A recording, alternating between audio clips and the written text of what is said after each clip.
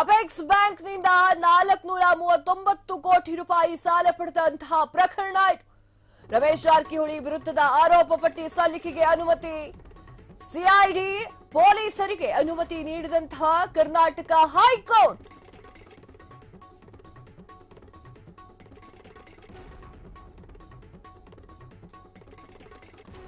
ನಿಯಮಗಳನ್ನ ಉಲ್ಲಂಘಿಸಿ ಸಾಲವನ್ನ ಪಡೆದ ಆರೋಪದಡಿ ಎಫ್ಐಆರ್ ರದ್ದು ಕೋರಿ ಹೈಕೋರ್ಟ್ಗೆ ಅರ್ಜಿ ಸಲ್ಲಿಸಿದ್ದಂತಹ ಜಾರಕಿಹೊಳಿ ಆರೋಪ ಪಟ್ಟಿ ಸಿದ್ಧವಿದೆ. ಮುಂದಿನ ವಾರ ಆರೋಪ ಪಟ್ಟಿ ಸಲ್ಲಿಸುತ್ತೇವೆ. ಹೈಕೋರ್ಟ್ಗೆ ಸಿಐಡಿ ಪರ ವಕೀಲರಿಂದ ಮಾಹಿತಿ. ಈ ಒಂದು ಹಿನ್ನೆಲೆಯಲ್ಲಿ ಆರೋಪ ಪಟ್ಟಿ ಸಲ್ಲಿಸಲು ಹೈಕೋರ್ಟ್ ಅವಕಾಶ. ಮುಂದಿನ ವಿಚಾರಣೆ ಜೂನ್ 7ಕ್ಕೆ ಮುಂದೂಡಿದಂತಹ ಹೈಕೋರ್ಟ್.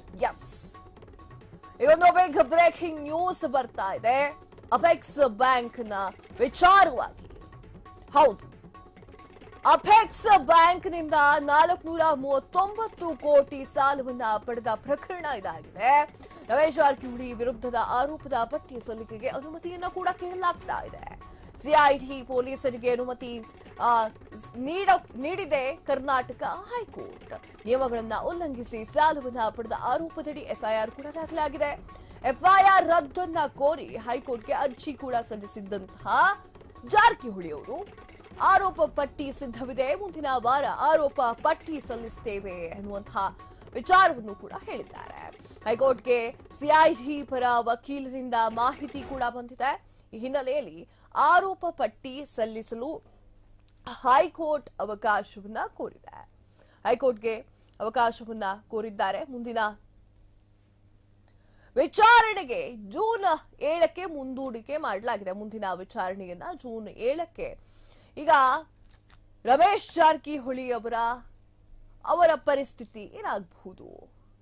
ರಮೇಶ್ ಜಾರಕಿಹೊಳಿ ಅವರಿಗೆ ಇನ್ನೊಂದು ಕಂಟಕ ಕಾದಿದೆಯಾ? ಅಪೆಕ್ಸ್ ಬ್ಯಾಂಕ್ನಿಂದ 439 ಕೋಟಿ ಸಾಲ ಪಡೆದಂತಹ ಪ್ರಕರಣ ಮತ್ತೆ ಮುನ್ನೆಲೆಗೆ ರಮೇಶ್ ಜಾರಕಿಹೊಳಿ ವಿರುದ್ಧ ಆರೋಪಗಳ ಸುರಿಮಳೆಯೇ ಬಂದಿದೆ. ಆರೋಪದ ಸುರಿಮಳೆಯಲ್ಲಿರುವಂತಹ ರಮೇಶ್ ಜಾರಕಿಹೊಳಿ ಅವರ ಪರಿಸ್ಥಿತಿ ಮುಂದೆ ಏನಾಗಬಹುದು? ಸಿಐಡಿ ಪೊಲೀಸರಿಗೆ ಅನುಮತಿಯನ್ನ ನೀಡಿದೆ ಕರ್ನಾಟಕ ಹೈಕೋರ್ಟ್. ನಿಯಮಗಳನ್ನ ಉಲ್ಲಂಘಿಸಿ ಸಾಲವನ್ನ ಪಡೆದ ಆರೋಪದಡಿ ಎಫ್ಐಆರ್ ಕೂಡ ದಾಖಲೆಯಾಗಿದೆ. ಎಫ್ಐಆರ್ ರದ್ದನ್ನ ಕೋರಿ ಹೈಕೋರ್ಟ್ಗೆ ಅರ್ಜಿಯನ್ನ ಸಲ್ಲಿಸಿದ್ದಂತಹ ಜಾರಕಿಹೊಳಿ ಅವರು ಆರೋಪ ಪಟ್ಟಿ ಸಿದ್ಧವಿದೆ, ಮುಂದಿನ ವಾರ ಆರೋಪ ಪಟ್ಟಿ ಸಲ್ಲಿಸುತ್ತೇವೆ. ಹೈಕೋರ್ಟ್ಗೆ ಸಿಐಡಿ ಪರ ವಕೀಲರು ಮಾಹಿತಿಯನ್ನ ನೀಡಿದ್ದಾರೆ. ರಮೇಶ್ ಜಾರಕಿಹೊಳಿ ಅವರ ವಿರುದ್ಧವಾಗಿ ಆರೋಪದ ಪಟ್ಟಿಯೇ ಇದೆ, ಅದನ್ನ ಮುಂದಿನ ವಾರ ಕೋರ್ಟ್ಗೆ ಸಬ್ಮಿಟ್ ಮಾಡ್ತೀವಿ ಅಂತ ಹೇಳಿ ಸಿಐಡಿ ಪರ ವಕೀಲರು ಈ ಒಂದು ಮಾಹಿತಿಯನ್ನ ನೀಡಿದ್ದಾರೆ. ಇದರ ಹಿನ್ನೆಲೆಯಲ್ಲಿ ಆರೋಪ ಪಟ್ಟಿ ಸಲ್ಲಿಸಲು ಹೈಕೋರ್ಟ್ ಅವಕಾಶವನ್ನ ಕೂಡ ನೀಡಿದೆ. ಬಂತು ಕುತ್ತು, ತಲೆಯ ಮೇಲೆ ಕತ್ತಿ ತೂಗಾಡ್ತಾ ಇದೆ. ಮುಂದಿನ ವಿಚಾರಣೆ ಜೂನ್ 7ಕ್ಕೆ ಮುಂದೂಡಿಕೆ ಮಾಡಿದೆ ಹೈಕೋರ್ಟ್. ತಲೆಯ ಮೇಲ್ಗಡೆ ಕತ್ತಿ ತೂಗಾಡ್ತಾ ಇದೆ. ರಮೇಶ್ ಜಾರಕಿಹೊಳಿ ಅವರಿಗೆ ಇನ್ನೊಂದು ಟೆನ್ಷನ್ ಶುರುವಾಯಿತು. ರಮೇಶ್ ಜಾರಕಿಹೊಳಿ ಅವರಿಗೆ ಮತ್ತೊಂದು ಆಘಾತ ಕೊಡೋಲಿಕ್ಕೆ ಇನ್ನೊಂದು ವೇ ಸಿದ್ಧವಾಗಿದೆ. ಈ ಒಂದು ಅಪೆಕ್ಸ್ ಬ್ಯಾಂಕು ಅದರ ಸಾಲವನ್ನ ಪಡೆದಂತಹ ಒಂದು ಪ್ರಕರಣ